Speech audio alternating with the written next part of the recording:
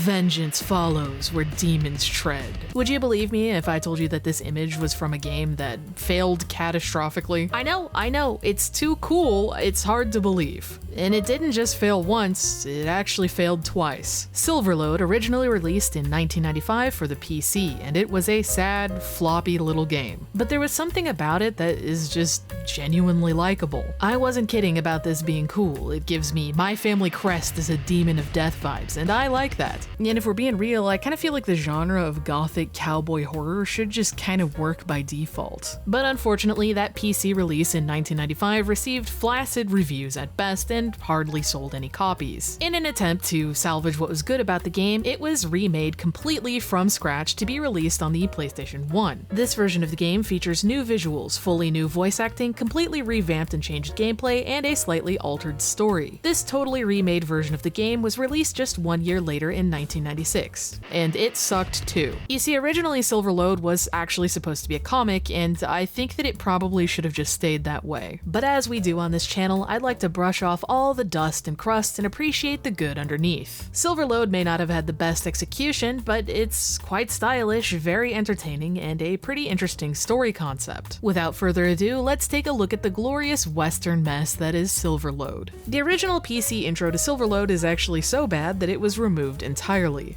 Lord, help me! I am dying! God, can't be long now. That little clip there is then followed by 20 full seconds of silence. You just quietly stare at these werewolf-looking guys on screen for a long time. The entire prologue is agonizingly long and incredibly dramatic. I was being watched. Maybe the vultures that circled the streets were there to pick at my psyche, to feast on the remnants of my wavering sanity. The only thing I think that they should have kept in is this. The original scene actually has straight up spoilers in it. The intro to the PS1 version is just a vulture that does nothing. This is an improvement. While the PlayStation version is considered the definitive way to play Silverload, it kind of invents its own new problems. The biggest differences between the two versions are some of the backgrounds and the voice acting. Please go after my son. I'll pay you with my life, if only to see his face again. Please, go after my son. I'll pay you with my life, if only to see his face again. You meet this man by a campfire. He explains that he and his son were heading for the frontier before the boy went missing. Along their travels, they headed into the town of Silverload and found it to be a very strange and even unholy place. He describes the residents as eerie and unwelcoming. And if experiencing Silverload as a town wasn't enough, the area also experiences terrible storms, one of which kicked up when the boy went missing. It was last night when they came screaming from that storm. It was as if they had come just for the children. John managed to get a shot at one of the raiders, but took a bullet in return, and now lies wounded in his wagon. The devils took Ben, and there was nothing we could do. I would go after them myself, but I dare not leave the others here unprotected. Devils. If you ask the man to elaborate about the devils, you get a cool, spooky little jump scare, and it is very intense. Please, be seated for this one. Devils in the bodies of men, eyes like the fires of hell. Lord, protect us all. Oh my god. Spooky face done pulled a sneeze out of me. Everything in these parts is described by characters as terrifying or supernatural to some degree. Even the storm itself isn't spoken about as simply an act of nature. Fierce thing it was. I thought we were going to be swallowed up by the sand.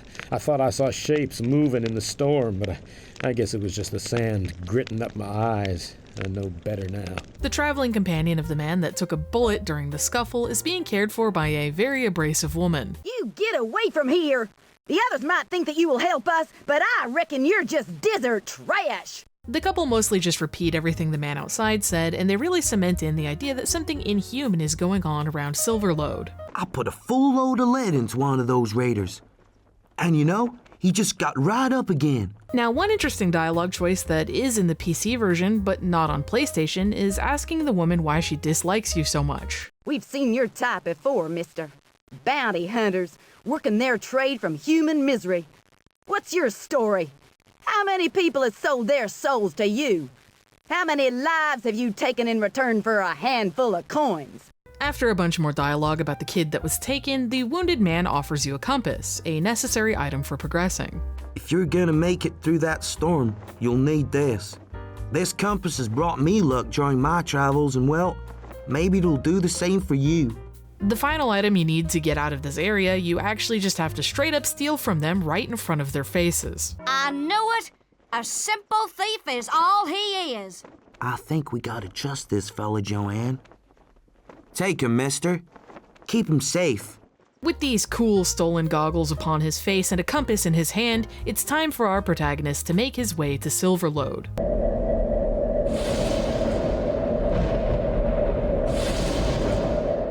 The journey through the storm is quite perilous, but at least once our humble gunslinger makes it to Silverload, he has a very normal and welcoming greeting at the gate. Go back! A kind Silverloadian was also diligent enough to update the town population signage. Population 15,000, 10,000, 293. What the hell happened here? Some kind of plague? Was that some kind of ghost I saw? The current goal is to find somewhere to sleep for the night, but there's just something wrong with this town and everything is spooky. There's something moving around in there. I keep getting glimpses of it. And guess what? If you dilly-dally shilly-shally too long, the thing lurking in the trees eats your whole ass.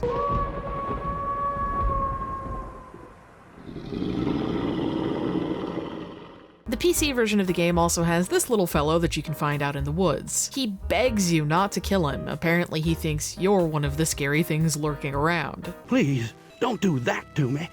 I don't want to die like an animal. I'm kinda sad that this little fellow got cut, because Guy panicking in the woods begging you not to eat him is such a good tone setter. He also exits the scene in a way that I can only describe as skedaddling.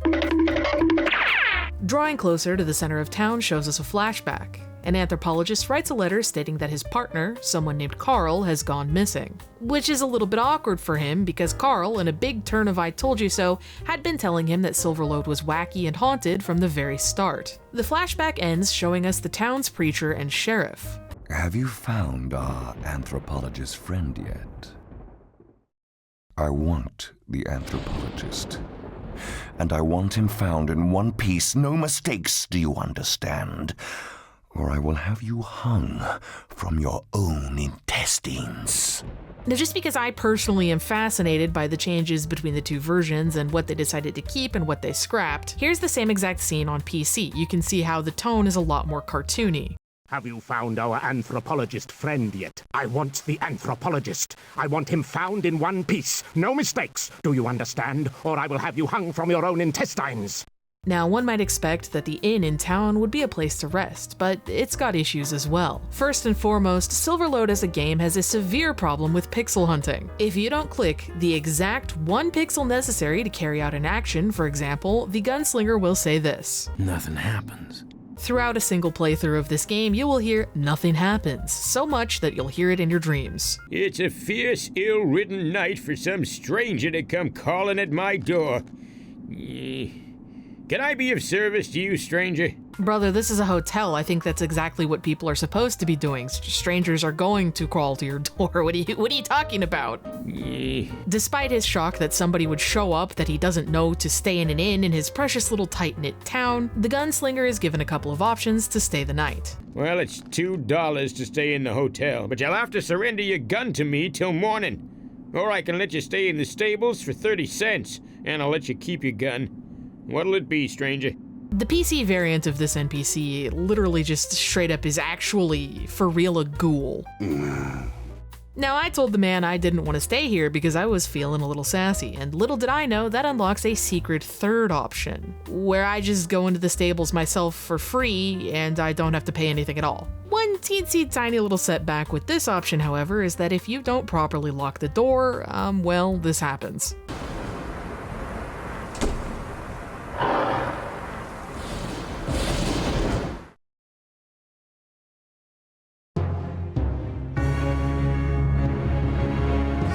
And And even if you do lock it, you actually end up missing some of the story for being a filthy cheapskate. Plus, I'm just saying, I doubt that gunslinger had a very good night's sleep in that pile of hay. If only the general store had quality sleep products, like that of the wonderful wares of Manta Sleep, today's sponsor. You guys are always asking if I actually use these products, and yes, I do. This is my Manta Sound Sleep Mask, and I use this basically every day along with these heated eye cups. I use these to steam my eyes a lot to help with dry eye issues. Plus, since it's got built-in Bluetooth speakers, I can also just relax for a little while and listen to music while I'm unclogging my eyelids. If you prefer something a little more lightweight for your face, there's also the Manta Silk Sleep Mask. It's silky and very light. And if you really don't like the idea of something on your face at all, might I suggest the humble Manta Sleep White Noise Machine. This baby will block out the noise of all your neighbor's dogs barking. Ask me how I know that one. These items are my personal recommendations since I've actually used them myself, but they also have a ton of other stuff. They've got earplugs, pillowcases, travel pillows, nightlights that don't disrupt your sleep, and more. Down below in the description, you'll see some of these products available. Purchases here help support the channel, and if any of Manta Sleep's wares catch your eye, when you go to checkout, slap the coupon code EARLY in there for 10% off your order. Luckily for our gunslinger, there is a more comfortable sleep option. If you choose to pay for the hotel room, you can meet the anthropologist that we saw in the flashback. You definitely don't want to look out the windows though.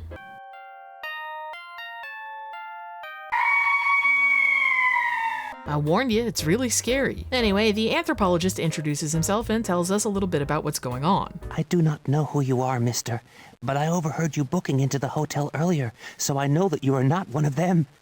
My name is Leo Remington, and I came to this town with my colleague Carl Whitehead.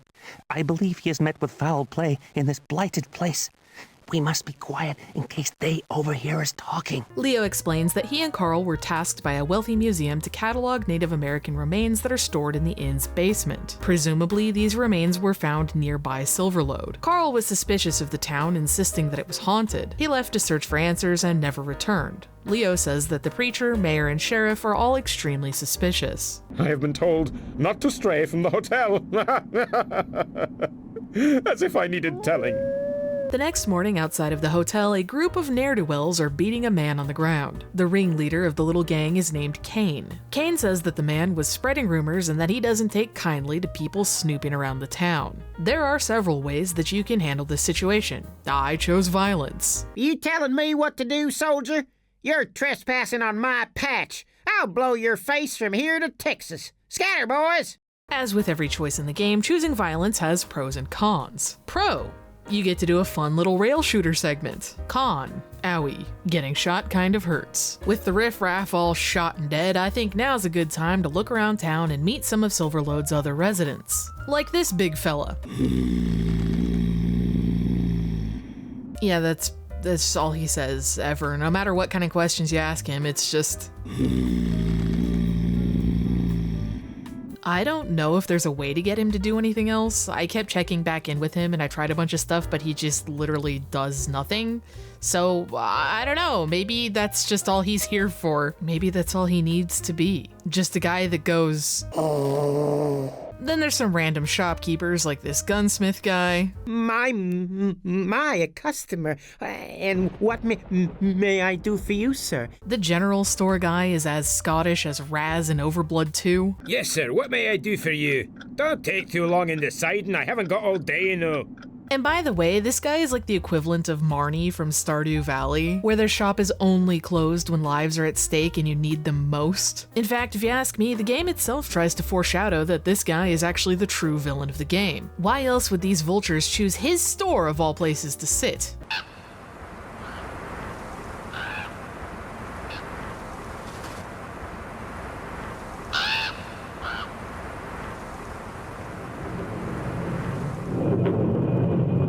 The PlayStation version of Silverload kinda tries to have this air of mystery around these vultures. Like, who knows why they're there, or who's watching you? The PC version, on the other hand, is comically less subtle.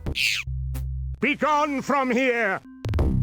Another interesting character in town is this barber. He's actually quite fond of the preacher, adamant that he's going to bring the town into salvation. He seems to think that Silverload used to be a nice place, but has really gone downhill since all of the money dried up. You will not want to stay here long, sir. Oh, no. He's also an entrepreneur extraordinaire with an incredible business sense. Perhaps you might have run into Kane and his bully boys. They should have been locked away years ago. We get a few cutthroats passing in and out of the town from time to time. He brings up Kane and his gang out of nowhere, reminding you that they're troublesome riffraff. Or were, anyway. I shot them all. And you don't want to look like troublesome riffraff, do you? Especially not in Silverload. How convenient that he can provide you with a shave and a haircut that'll make you look fresh, clean, and like a stand-up citizen. I just bet my bottom dollar that a fine figure of a man like you is just dying for a wash and shave. Alright, fine, but I swear to God, if you Sweeney Todd me. Just relax and I will begin. Will not keep you long, sir. I am most sorry, sir. These frail hands are not what they used to be. Accept my deepest apologies and go, sir. Leave this place. Much like our favorite big boy that goes, "Oh." Talking to the barber is totally optional and he doesn't actually do anything. He's just flavor. Now, a lot of the people around Silverload are odd or kind of shady, but I'm not convinced that the gunslinger is much different. For example, this is how he treats a sleepy man that he meets in front of the saloon. Oh, so tired.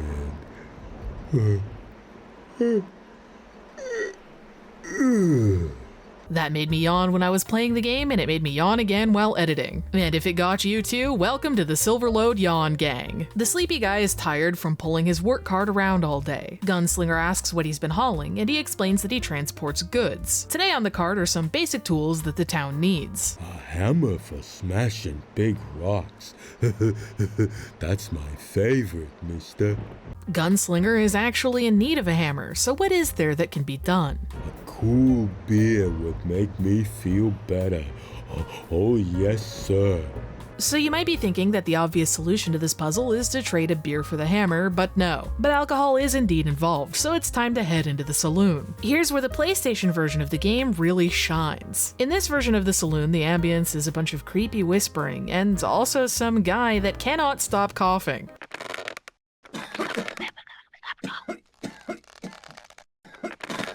Like, this guy is just having a terrible day. He is actually on the struggle bus, genuinely, desperately trying to breathe at all times, the entire time you're in this room. Good day to you, sir. You look like you could do with a drink, my friend. In contrast, the PC version of the saloon just has a straight-up Western rave going on. What'll it be, my friend? Good choice, sir. That'll be 35 cents. Now, as much as I love the jaunty little tune, the PS1 version of the saloon is just really funny to me. The bartender tells the gunslinger about a woman named Sheila who's apparently the sheriff's lady. She likes to hang out in the saloon, and the sheriff does not take kindly to other men talking with her. And of course, alcohol is purchased for the sleepy cartman outside. I chose to buy him some ale. Good choice, sir. That will be 60 cents. Luckily, the guy outside loves it. That was good. Another one.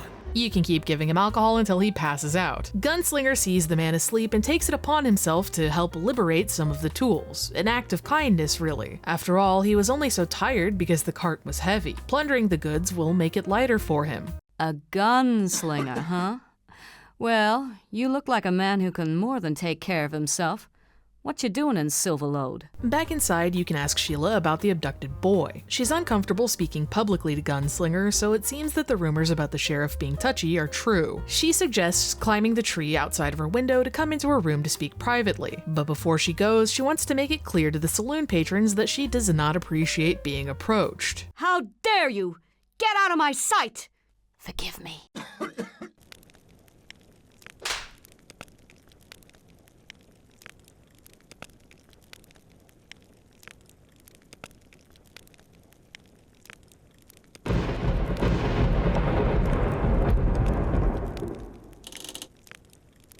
Gunslinger uses his sneaky little feet to climb on up into Sheila's room, making absolutely sure that no one sees him. There is something terrible about this town that I should tell you. No other mortal that I have told these truths to has lived to tell the tale. Maybe you are the one I have waited for all this time. Please, don't think I'm crazy. Oh my God, it's him! The sheriff! Quick, hide! But Sheila, I don't want to hide. You were just telling me that I'm the chosen one and that I'm special. Fine, I'll get under the bed. Do you have to intrude upon me in such a manner? Shut up, Sheila. We have trouble. A gunslinger's made his way into town. I'm telling you this because I do not want you trying on your usual tricks. Leave this little problem to me and my men. What if he is too much of a man for you? Then what will you do? You tramp. Stay out of this, Sheila. The preacher's growing impatient with all of us, and I, for one, want to get out of this hellhole alive and in one piece. Stay in your room and stay out of trouble. Hell yeah, Sheila, you go on and tell him about how I'm too much man for him. That dusty old sheriff could never compare to this. In fact, I'm gonna head over to the jail right now and tell him how it is. Well, well. So you're the hero that killed Cain. Your actions did not go unobserved, my friend. Why, you're lucky I don't just hang you right now. Cain was a troublemaker. He's better off dead. But I will not have you bringing your own brand of law to my town. I'll give you until noon to get your butt out of my town. Now go on. Get out of my sight, mister. The sheriff tries his best to come across as intimidating and unwelcoming, but it kinda just sometimes sounds like he wants to make out with Gunslinger a little. There's one thing I'll tell you about Silverload, my friend. We do not like folk looking for trouble while snooping around. You a troublemaker? You really would not want me in your face, my friend. 'Cause if I was in your face, I'd kiss it. The sheriff is quite adamant that he would know if there was a missing child around, and jokes about your motivation for searching. Does he have a price on his head?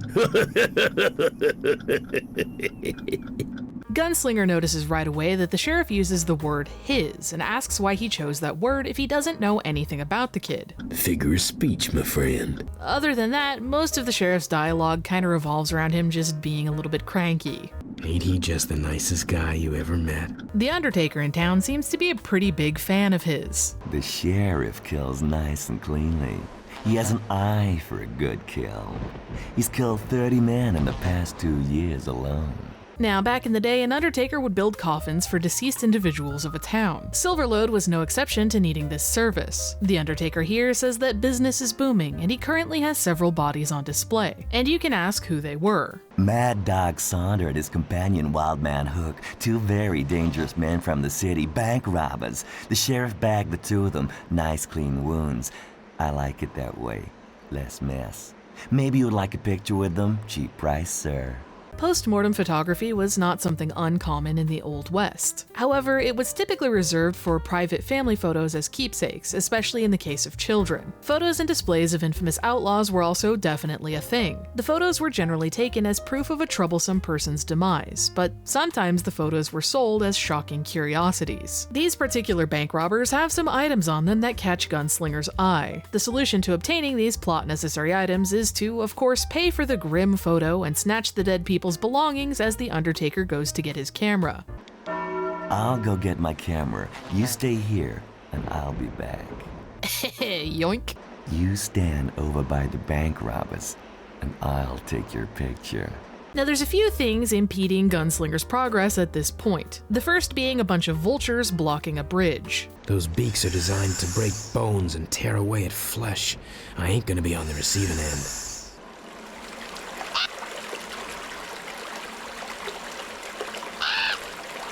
I'm a big fan of the first vulture getting cut off mid-caw. Like, I didn't do that, that's just how the cutscene is. The second problem plaguing Gunslinger is money. You look like an hombre who has taken a few chances in their time. Do you feel lucky? How about taking a chance on a little game? The only option to make money in Silverload is through gambling, specifically with this guy. The señorita.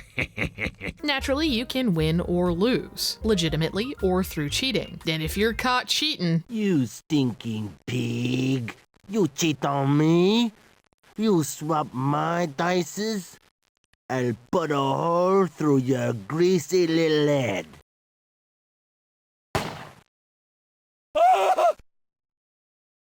Brother, pulling a gun on a guy literally named Gunslinger is Not the best idea. Kind of out of nowhere, the game attempts to explain the barber incident. Oh, great one. I have a sample of that meddler's blood for you. You have done well. Now leave me. I have preparations to undertake. I don't know what that guy wants with my blood, but I guess it's better than just leaving the barber as some weird guy that pokes you in the neck for no reason. I am Carl Whitehead. I'm changing. Not who I used to be. Carl Whitehead is one of the anthropologists that were discussed earlier. His partner Leo is the guy that we met in the hotel. Carl states that he was bitten by, quote, one of those creatures, quote, and has lost a lot of blood. He can feel himself transforming. Need blood. He says that he believes that the town is cursed because of a massacre that took place here in Silverload. He explains that he believes that the natives of the land were treated unjustly and that this is causing all of the spooky happenings around town. Little bit of a stereotypical story beat, but that's where this is going. Carl then makes it very clear that there's not going to be any further progression until he gets blood. He is also genuinely losing it. No. Yes. I am filled with an uncontrollable lust. It is driving me crazy. I need blood. God help me. I need blood! This dude sounds like me when a Steam sale hits. I am filled with an uncontrollable lust. It goes without saying that getting blood is going to be a grisly task. Nearby, there's a livestock yard, and oddly, there seems to be 2 children playing in front of it. Big shout out to the PC version of this scene being much funnier. Inside the livestock yard are a bunch of pigs, one of which can be drained of its blood into a bucket for Carl to drink. May God have mercy on my soul for what I have become. Thank you for trying to help me. I have to be far from here. Try and kill myself.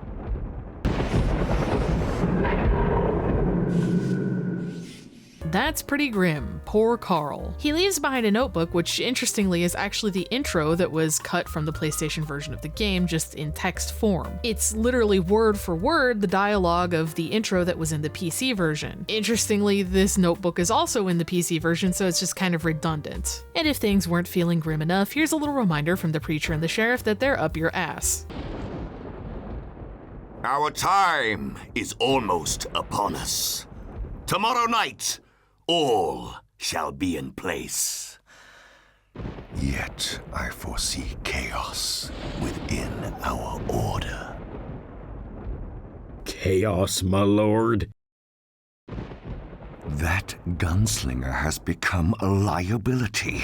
He could ruin our plans. Your men should have killed those settlers when they took the child. I want you to use all of your powers at your disposal and rid me of this worm. One of the few places left in Silverload that Gunslinger hasn't explored is the town hall, which must be broken into to access. Inside, horrors await.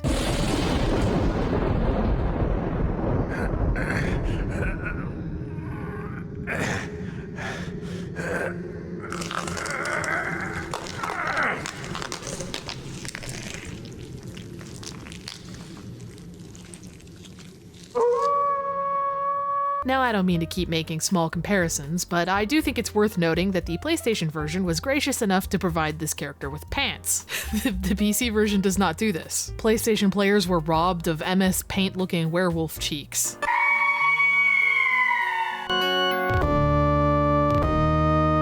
This werewolf was the mayor of the town, and on his desk is a lengthy diary entry explaining everything that's been going on. Buckle in, grab some popcorn, I'm gonna make this as short as I can. When it all began, the town was under construction and things were going well. The preacher started his church to keep the morale up of the town, and the sheriff was managing the quickly growing population. Silver was found, and more people flooded to the area in hopes of getting rich. But there were wolves lurking around the newly formed town. Hunts were organized to kill and drive them back. The natives of the area began having conflict conflict with the town that took their land. Periodically, horses and livestock would go missing from Silverload. Eventually, the sheriff formed a posse along with the mayor, and they slaughtered the men, women, and children original to the area. During the massacre, the mayor writes that he saw the sheriff offer a human heart to the preacher. Later, there was a great storm and everyone in the town had to shelter within the church. A man that survived the slaughter broke open the doors with a gust of wind and began talking about the defiling of his land and the wolves. This is when the people of Silverload first started to change. In a cruel twist of irony, the townsfolk grew unable to touch their precious silver. It burned their skin and contact harmed them. They also found that they were unable to leave the perimeter of town. The preacher developed a cult and claimed that the only way to survive this curse was to follow him. One day, a city official accompanied by his wife and adopted child came into town. The preacher declared them troublesome and demanded them dead. Fortunately, their adopted child was able to escape. The now monstrous werewolves of Silverload pretended to be a normal town to anyone that they didn't perceive as a threat. They began collecting humans to work the mines for them since they could no longer touch the silver. The preacher supposedly conducted awful experiments and sacrifices in his home with the goal to escape the curse. Then the journals shift to more current events. It is heavily implied that the kidnapped boy that Gunslinger is looking for is intended to be part of a sacrificial ritual that will take place soon. The anthropologists were meant to carry away the cursed remains of the massacre, having believed them to be holding the curse in place. And that's what's been going on. Would have been nice to have any of that in a cutscene instead of having to read 500 pages since it's pretty integral lore, but what do I know? I don't think that the execution of this story is very well done. It's kind of convoluted and sometimes it's a little bit weird to make sense of. Obviously, in video format, I have everything nicely compiled together, but when you're playing through it, it's not always the easiest to follow. Especially on a first blind playthrough of the game, it is extremely easy to miss triggers that give you story events. That said, the concept of a cowboy-era town striking it rich with a silver mine only to become cursed as werewolves that can't touch it is a really cool story idea. I like that a lot. This game is crusty as shit and it's awful to play through, but I can't help but think it's cool. After reading all of the lore, Gunslinger finds himself entering a hidden room inside the mayor's office. You remember how I said this game really makes you pixel hunt? You have to click in exactly the right spot to carry out any kind of an action, so sometimes it makes the dialogue crash out a little bit and it's kind of funny. It loves doing it at tense moments. Nothing happens.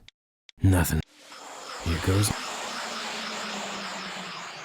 The portal under the mayor's office leads to a sinister room with an evil ball. Just what power does that ball hold? Obviously, the room is full of items for occult happenings. In the name of what dark magic does this town serve? Taking a look at the evil ball reveals what it is. I can see images forming in the glass. Looks like the town, the bridge. This is like some sort of spyglass. This is how the preacher was looking through the eyes of all the vultures in town, and it's probably a good idea to destroy it. That should put a stop to the preacher's spying. On the left side of the room, there's what appears to be a voodoo doll. Funny pixel hunting dialogue strikes again. Nothing out of the ordinary about that. Teehee, I put the eyeball cursor over its face. Now it's wacky. Bruh, that doll did not get destroyed. That got straight up nuked. There's so many skulls in this room for me to put my little eyeball cursor over. Gunslinger is less amused by this than I. What kind of sick place is this? I also want to point out that down here in the corner, the more ghoulish and wide open mouth Gunslinger looks kinda indicates to you how much HP you have. You will notice that during my playthrough, he always looks like he's about to die. This is because I forget to heal. Speaking of consumable items, Gunslinger finds something very interesting. Contains some sort of fluid. The label reads, temporary halt to transformation. Spinal fluid is listed. Sick. With the mayor's secret room fully explored, there's one other place to break into. Leo had mentioned that the remains that were to be taken to the museum were stored in the inn's basement. There are indeed several crates of remains down below. Nothing happened. Got it open. Inside one of the crates is a talking skull. Free me! Take this skull, my child. I am trapped within these bones. You have the blood of my people running in your veins. Together we must destroy this place. Take me far from here, to the shrine above the mountain. I will aid your quest. Out you come. This skull still contains a powerful spirit. It must be put to rest.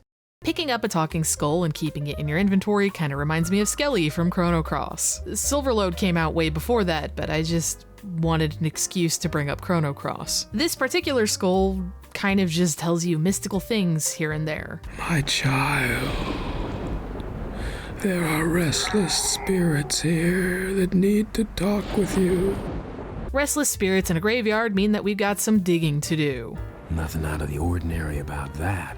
The ghost essentially explains that the bodies in this grave belong to Gunslinger's adoptive parents, the ones in the journal that were killed by the preacher long ago when he was young and had to escape. Yeah, apparently that was him. You see, it's all coming together. Just don't ask why he doesn't remember any of this, that's not important. This fills him with a vengeance that follows where demons tread. They will pay for the murder of my parents. If I die in the attempt, so be it, if that is to be my destiny. Checking in with Sheila gets us some lady lore. She says that many years ago she was brought to Silverload by her father, whom she loves. The sheriff told her that he'd kill her father if she didn't agree to be his. She reluctantly agreed, but her father was taken and she hasn't seen him since. The sheriff says that if she's good, maybe she'll get to see him again. She makes it very clear that while she doesn't support what's going on in the town, she is just as cursed as the rest of them and gives a suggestion that may possibly help. There is one way I can be free. Silver must be fired through the sheriff's filthy heart. This, I believe, will end the bloodline to me. Silver is the only thing that can harm or even kill them. She also claims that she believes that the boy Gunslinger is looking for may still be alive. She knows that the preacher is planning a ritual, but she doesn't know too much about it. The preacher, he is the one that is in control here. He is the leader of the order. A satanic cult that seems to believe they will soon be free of the curse that binds them here. How, I do not know. I will not join them in their ceremonies. But she can tell us that this upcoming ritual will be held in the church across the bridge. However, it's nighttime, which means that it's much too dangerous to go there now. She suggests just staying the night, but There is something you can do for me right now. Hold me. No! Forgive me. I cannot help what I have become. It is the silver locket that you are wearing that stopped me from biting you. I could not control myself. I hate being this way. I will understand if you want to leave, but if you want to stay till sunrise, I will not hurt you. Please believe me. I'm so very sorry. From this point, you can choose to continue the game with or without Sheila, and it doesn't change that much, but it does change. Keeping her around, of course, gets you the conclusion to her storyline. You meet her at the bridge, and it looks like you can actually cross now. You mean the vultures? I haven't seen many yet. Let's hope they've gone for good. Smashing the evil orb seems to have successfully warded off all of these spying vultures. Up the hill inside of the preacher's house is a bunch more spooky shit, including this lovely vulture, the recipe for the halting transformation potion that was found, and this telescope that helps Gunslinger see through all of the stormy sand and view a train off in the distance. After ransacking the preacher's house, you can meet Sheila at the Silverload mine camp. The mine camp! We found it! I know my father is here. I can almost sense him. How are we going to get in? The very millisecond after she asks you how we're going to get into the camp, you can ask her how to get into the camp. Try the gates. Thank you, Sheila. That's really good advice. I would have never thought of that. My God, we are in! Huh, that actually worked. Father, is that you? Oh, it is you. I found you. Oh, Sheila. I thought I would never see you again. Hey! God darn low-life imposter like you shouldn't be here. Get him, men! Hey, what the hell, Irish dad? I went through all the trouble of bringing your daughter here even after she tried to eat me, and this is how you treat me? I guess we're doing another shootout. Owie. Come, stranger, let us take cover. I mean, okay, but the fighting is already done. Sheila's dad talks about how he's one of the humans that the werewolves are using to mine silver. He says that when all of this started, they dumped a ton of silver nuggets down into the mine for fear of it hurting them, but now they want it back to sell. The trouble is, even the human workers are a little bit sketched out by the mines. He says that there's a ghost that lives within. I need to stay here with my father in case the sheriff comes looking for me. You should go into the mines, find that silver. That is our only hope against them. Good luck. Inside of the mines is an exciting adventure with twists around every turn. My personal favorite feature of the mines is a werewolf with the voice acting of all time. Flesh, bones, blood, I devour it all. Through the darkness I see you. I am everlasting and ever hungry. Come into my arms. I smother you with my claws.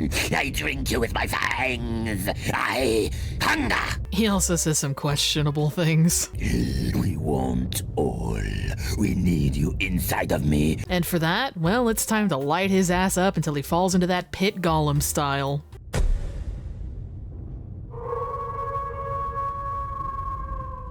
Deep within the mines, the skull in your bag begins to talk. We are almost at the shrine. I can feel the pull of the spirit world. They are calling me to be with them.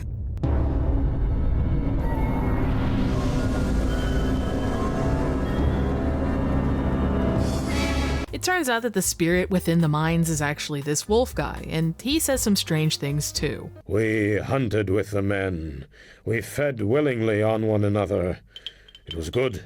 What do you mean you fed upon one another? Like, there was mutual eating? That seems odd to me, but I mean, you guys do your thing. Like, don't get me wrong, I understand the whole vampire werewolf thing needing to eat people, but why are the people eating you? Perhaps men still dream of me.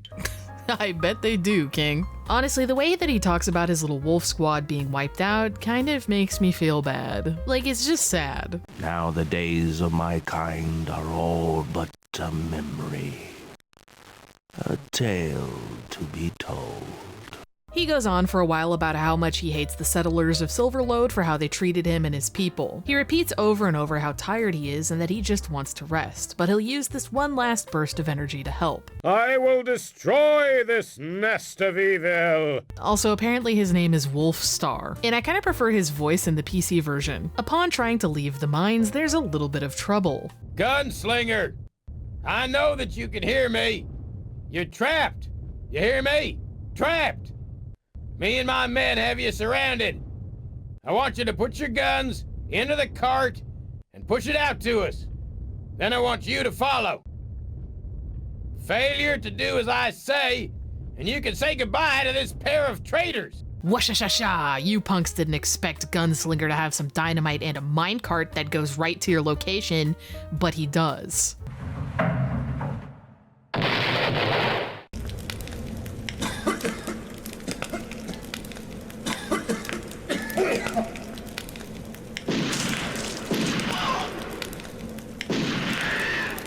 Oh my god, no, did you hear that? They killed the coughing guy from the saloon. Also, I've got some bad news for you Sheila and Irish dad enjoyers. He's dead. The sheriff shot him. Me too. Silver bullet. I'm dying. Me and my father. At last, we are free of all madness. That's it, now we're really kicking the vengeance into high gear. Gunslinger heads out into the storm to find the train that he saw with the telescope. Using the train's engine for heat, he fashions his own silver bullets.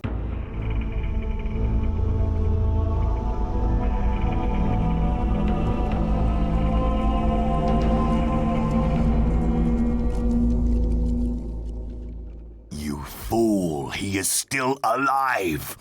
I should kill you right now. No. Death would be too easy an escape for you.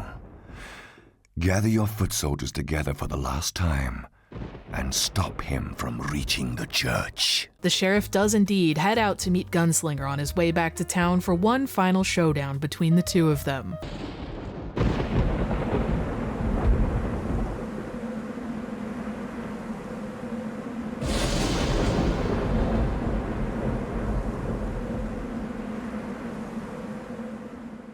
Kablammy! Get silver bulleted, idiot. Gunslinger's legit cool, just look at him. But there's still more vengeance to have and a boy to save. Using the rune of teleportation, Gunslinger brings himself to the Preacher. In the PC version of the game, you get into a lightning wizard battle with the Preacher. Katarog, I beseech you, take this offering and give me the power to be free of my bonds. Periodically, his little cronies will turn into werewolf ads, but none of them are any match for the silver bullets. Katarog! No! I beg of you! Oh!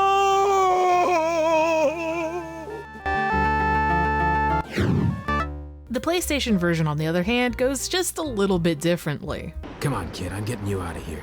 This time, the rail shooter has werewolves, and the preacher transforms into this, vulture creature. From here, the game finishes off like so.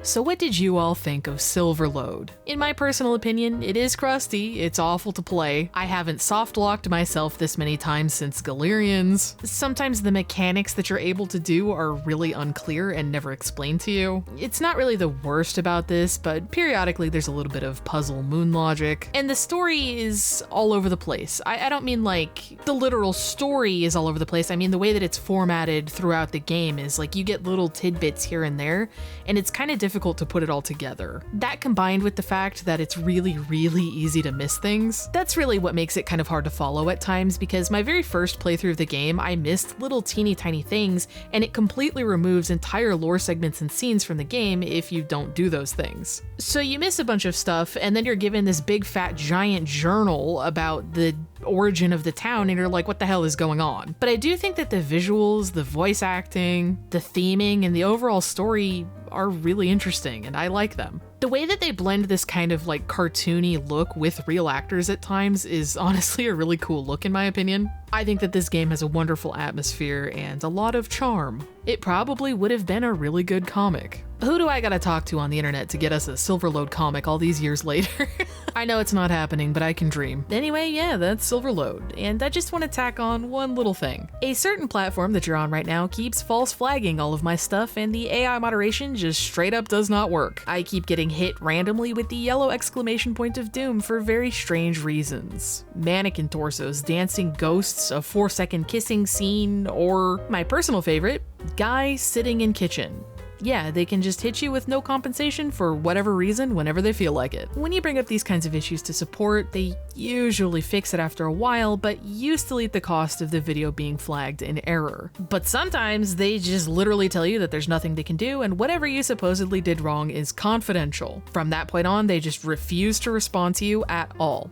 It's very unfair, but there ain't shit I can do about it. If the channel ever gets too many false flags from this stinky robot system and we get nuked, I can be found at the links below. I don't expect this to happen, but who knows. There's a fun Discord server where we yap about games and hang out, a Twitter for updates, and a Ko-fi where if you feel so inclined, you can help support the channel with a one-time tip or a monthly sub. While Ko-fi support is absolutely never expected or necessary, I will continue to create these videos no matter how much this platform bullies me because I care about these games. It does help a ton. Sorry to go on that rant, but thank you so much for watching, and I'm glad to be with you here at the end. Hee hee hoo hoo goodbye!